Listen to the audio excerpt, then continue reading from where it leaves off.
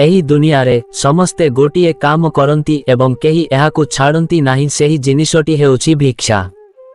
आमे समस्ते भिकारी एवं समस्ते एहाकु विश्वास करती, किंतु जाहांको पाखरे सबु किछि अछि सेमाने मध्य भिक्षा मागंती, किंतु भिक्षा करिबार एही शक्ति बहुत आश्चर्यजनक एवं आमे एहाकु न जानी आमे केवल एहाकु विश्वास करि चाली थाउ। एवं जने व्यक्ति बहुत भाबिचिंती मागिबा उचित, कारण तुमे जाहा मागुछ ताहा निश्चित भावरे पाइबो। जदि आजि नुहें तेबे काली, किंतु आमे किछि मागु एवं आमे अन्य किछि पाई थाउ। किछि भूल होई जाए, मागिबा समय रे आमे केबे निज पाई किछि ठीक भाबी न थाउ, आमे सर्वदा किछि भूल जिनिस मागु। बंधुगण, एही विषय रे गोटिए कहानी अछि, कहानीटी को मन देई सुनंतु। जने व्यक्ति बहुत गरीब थिले, ता पाखरे किछि टंका थिला एवं सेही टंकारे से एक व्यवसाय आरंभ करिथिला। व्यवसाय आरंभ करिबा पूर्वरु से मंदिर को जाई भगवान को प्रार्थना कला, हे भगवान, मोर अल्प टंकारे एक व्यवसाय आरंभ करुछि, मोर व्यवसाय को सफल कर, अधिक नुहे, केवल मोर जेपरी परिवार चली जीवो, जहा द्वारा मु मो परिवारर जत्न नहीं पारिबी। एहा परे सेही व्यक्ति सेही टंकारे एक व्यवसाय आरंभ कला। व्यवसाय आरंभ हेबा मात्रे से लाभ पाइबा आरंभ कला। जेतेबेले से लाभ पाउथिले, से तांको लाभर अंशरु मंदिर रे किछि टंका दान करुथिले। एहा परे तांको व्यवसाय बढ़िबारे लागिला। से जने धनी व्यवसायी होई गले। गत 4 वर्ष धरी से प्रतिदिन मंदिर को आसी प्रार्थना करुथिले, किंतु गोटिए दिन तांको व्यवसाय बहुत क्षति हेला। से बुझी पारु नथिले जे कोन घटुछि। से सबु किछि ठीक करुथिले, तथापि तांको सहित सबु किछि भूल हेउथिला। से अनुभव कले जे भगवान तांको उपरे क्रोधित, तांको उपरे असंतुष्ट, किंबा से निश्चित भावरे एक गुरुतर भूल करिसंती। एहा जानिबा पाई से ज्ञानी पंडित लोकंको सहित परामर्श कले। सेमाने निज निज समाधान प्रदान कले एवं से सबु चेष्टा कले, किंतु किछि परिवर्तन हेला नाही। तापरे गोटिए दिन तांको व्यवसाय रे बहुत क्षति हेला, एते जे से प्राय तांकर दुखदायक परिस्थिति हेई गला। केवल तांको पाखरे गोटिए घर, किछि जमी, गोटिए झियो एवं सबु किछि चाली गला। से मंदिर रे पहुंची सेठारे थिबा भगवान को चित्कार करी कहिले, मोर भक्ति रे कोन अभाव थिला प्रभु, मुन एपरी केउ भूल कली जे तुमे मोते एते कठोर दंड देलो। पूर्वरु जेतेबेले मुन तुमको जहा मागिथिली ताहा पाइली, किंतु एबे जेतेबेले मुन तुमको मागुथिली तार विपरीत घटुछि। से भगवान को धमक देई चित्कार करी कहिले जे आजि ठारु मुन केबे तुम मंदिर आसीबी नाही, किंबा कौनसी नैवेद्य अर्पण करिबी नाही। जने साधु सेही बाट देई जाउथिले, सेही लोकटीर जंत्रणा देखी साधु सेही लोकटी को पचारिले, तुमे एही पथर मूर्ति गुड़िक सहित काहींकी लढुछ, सेमाने तुमको कोन देबे, सेमाने तुमको दंड देई पारिबे नाही। लोकटी कहिला, गुरुदेव, एही मूर्ति गुड़िक ईश्वर नुहंती। पूर्वरु सेमाने मोते आशीर्वाद करुथिले, मुन जहा मागिथिली ताहा पूरण करुथिले, किंतु एबे सेमाने मो सहित प्रतारणा करिसंती। एबे सेमाने मो कथा सुनंती नाही, मुन जहा मागुछि तार विपरीत घटुछि, एपरी काहींकी हुए। साधु हसी कहिले, मुन एबे जानिछि जे एही पथर मूर्ति गुड़िक तुमर कथा काहींकी सुनंती नाही एवं तुमे जहा मागुछ तार विपरीत काहींकी घटे। लोकटी कहिला, ठीक अछि, तेबे मोते कुह गुरुदेव, एहा काहींकी घटुछि, मुन कोन अर्पण करिबा उचित, मुन केउ रीतिनीति पालन करिबा उचित, मुन मो भगवान को कोन अर्पण कले भगवान खुशी हेबे एवं से मो कथा सुनिबे। साधु कहिले, सबु किछि पूर्व परि अछि, केवल तुमर पचारिबार ढंग बदली जाइछि। व्यक्ति जनक कहिले, मुन किछि बुझी पारिली नाही गुरुदेव, मुन एबे भी पूर्व परि पचारुछि। साधु कहिले, आस मुन तुमको किछि देखाउछि। साधु सेही व्यक्ति को सांगरे नेई एक निम्ब गछ उपरे रखिले।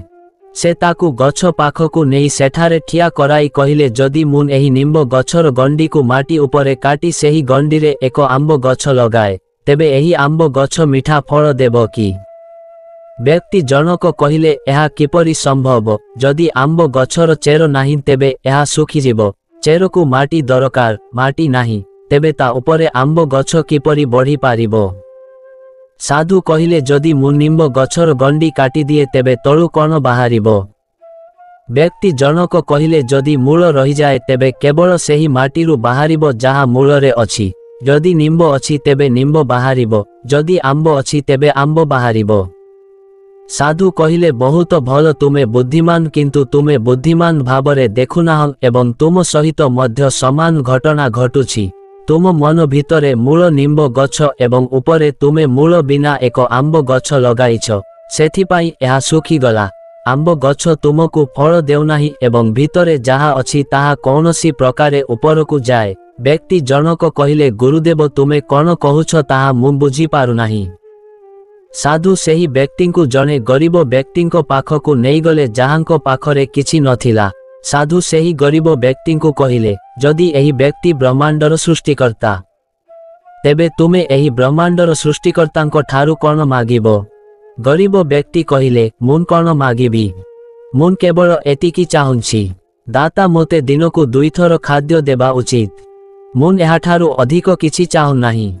ସାଧୁ ସେହି ଗରିବ ବ୍ୟକ୍ତିକୁ କହିଲେ ଏବଂ ତୁମେ କ'ଣ ହରାଇବାକୁ ଭୟ କରୁଛ? ଗରିବ ବ୍ୟକ୍ତି କହିଲେ ମୋର କିଛି ନାହିଁ, ତେଣୁ ମୁଁ କ'ଣ ହରାଇବି? ସାଧୁ ସେହି ବ୍ୟକ୍ତିକୁ କହିଲେ ଦେଖ, ଏହି ଲୋକର ହରାଇବା ପାଇଁ କିଛି ନାହିଁ, ତେଣୁ ସେ ସର୍ବଦା ବଞ୍ଚିପାରିବ, ସେ କିଛି ହରାଇ ପାରିବ ନାହିଁ। ସାଧୁ ସେହି ବ୍ୟକ୍ତିଙ୍କୁ ଜଣେ ଧନୀ ବ୍ୟକ୍ତିଙ୍କ ପାଖକୁ ନେଇଗଲେ। ସାଧୁ ଧନୀ ବ୍ୟକ୍ତିଙ୍କୁ କହିଲେ ଯଦି ଏହି ବ୍ୟକ୍ତି ବ୍ରହ୍ମାଣ୍ଡର ସୃଷ୍ଟିକର୍ତ୍ତା ତେବେ ତାଙ୍କୁ ତୁମେ କ'ଣ ମାଗିବ? ଧନୀ ବ୍ୟକ୍ତି କହିଲେ ମୋର ବ୍ୟବସାୟ ଭଲରେ ସବୁ ସମୟରେ ଚାଲିବା, କେବେ କ୍ଷତି ନ ହେଉ ଏବଂ ମୁଁ ଅଧିକରୁ ଅଧିକ ଧନୀ ହେବା। ମୁଁ ସମସ୍ତଙ୍କ ମଧ୍ୟରୁ ସବୁଠାରୁ ଧନୀ ହେଇଯିବି। ସାଧୁ ଧନୀ ବ୍ୟକ୍ତିଙ୍କୁ କହିଲେ ଏବଂ ତୁମେ କ'ଣ ହରାଇବାକୁ ଭୟ କରୁଛ? ଧନୀ ବ୍ୟକ୍ତି କହିଲେ ମୋ ପାଖରେ ବହୁତ କିଛି ଅଛି ଏବଂ ସବୁକିଛି ମୋ ପାଇଁ ପ୍ରିୟ। ମୁଁ କିଛି ଜିନିଷ ହରାଇବାକୁ ଚାହେଁ ନାହିଁ। ମୋର କେବଳ ପ୍ରତ୍ୟେକ ଜିନିଷ ହରାଇବାର ଭୟ ଅଛି। ସାଧୁ ସେହି ବ୍ୟକ୍ତିଙ୍କୁ କହିଲେ ଦେଖନ୍ତୁ, ଯଦି ତୁମେ ଏହି ଜିନିଷ ଗୁଡ଼ିକୁ କେବଳ ପାଇବାକୁ ଚାହୁଁଛ ତେବେ ଏହି ଜିନିଷ ମଧ୍ୟ କେତେବେଳେ ହଜିଯାଇପାରେ। ବ୍ୟକ୍ତି ଜଣକ କହିଲେ ଗୁରୁଦେବ ମୁଁ ଏପର୍ଯ୍ୟନ୍ତ କଥାଟି ବୁଝିପାରୁନାହିଁ। ସାଧୁ ହସି କହିଲେ ପୂର୍ବରୁ ଯେତେବେଳେ ତୁମେ ମାଗୁଥିଲ ତୁମର କିଛି ପାଇବାକୁ ନଥିଲା। ତୁମ ଭିତରେ ଏବଂ ବାହାରେ କେବଳ ଗୋଟିଏ ଜିନିଷ ଥିଲା। ତୁମ ଭିତରେ ଏକ ନିମ୍ବ ଗଛ ଥିଲା, ତୁମ ବାହାରେ ଏକ ଆମ୍ବ ଗଛ ଥିଲା। ତେଣୁ ଭିତରୁ ପୁଷ୍ଟିକର ଖାଦ୍ୟ ନେଇ ତୁମର ସ୍ୱର ଫଳ ଆକାରରେ ବାହାରକୁ ଆସୁଥିଲା। କିନ୍ତୁ ଯେତେବେଳେ ଜିନିଷଗୁଡ଼ିକ ତୁମ ପାଖକୁ ଆସିବା ଆରମ୍ଭ କଲା, ତୁମ ଭିତରେ ଏକ ଭୟ ସୃଷ୍ଟି ହେଲା ଯେ ତାହା କେବେ ଯେମିତି ହଜି ନଯାଏ। ତାପରେ ପରିସ୍ଥିତି ଏପରି ହୋଇଗଲା। ଶେଷରେ ନିମ୍ବ ଗଛର ମୂଳ ଅଛି ଏବଂ ତୁମ ମୁହଁରେ ଆମ୍ବ ଗଛର ଶବ୍ଦ ବାହାରୁଛି। ଏପରି ଗଛ କିପରି ଆମ୍ବ ଫଳ ଦେଇପାରେ? ତୁମେ କେବଳ ତାହା ହିଁ ଫଳ ପାଇବ ଯାହା ତୁମ ଭିତରେ ଅଛି। ଯେତେବେଳେ ତୁମେ ନିଜକୁ ପଚାରିବ ତୁମ ଭିତରେ କ'ଣ ଭୟ ଅଛି, ଠିକ୍ ସେହିପରି ମନରେ ବା ତୁମ ଜିଭରେ ମଧ୍ୟ ସମାନ ନା ତୁମ ଭିତରେ ଜଣେ ହତ୍ୟାକାରୀର ଭୟ ଅଛି, ଚୋରି କିମ୍ବା ହଜି ଯିବାର ଭୟ ଅଛି ତୁମ ଜିଭରେ। ଯଦି ତୁମେ ସବୁକିଛି ଭଲ କଥା କହିପାରିବ ତେବେ ତୁମ ସହିତ ସବୁକିଛି ଭଲ ହେବ। ସେହି ବ୍ୟକ୍ତି ଗୁରୁଙ୍କ ପାଦ ତଳେ ପଡ଼ି କହିଲେ ଗୁରୁଦେବ ଆପଣ ସତ୍ୟ କହୁଛନ୍ତି। ପ୍ରଥମେ ମୋର ମନ ମୁଁ ଯାହା ଭାବୁଥିଲି ତାହା ମୋ ଜିଭରେ ମଧ୍ୟ ଥିଲା ଏବଂ ବର୍ତ୍ତମାନ ଭୟ ମୋ ମନରେ ବାସ କରେ ଏବଂ ମୁଁ ମୋ ଜିଭରେ ଅନ୍ୟ କିଛି କହୁଛି। ହୁଏତ ଏହା କାରଣ ଯେ ଜଗତର ସୃଷ୍ଟିକର୍ତ୍ତା ଶେଷରେ ବିସ୍ତାରିତ ମୂଳକୁ ଶୁଣନ୍ତି ଏବଂ ଉପରେ ସେହି ମିଛ ମିଛ ହୋଇ ରହିଥାଏ। ସତ୍ୟ ସର୍ବଦା ମୂଳରେ ବାସ କରେ।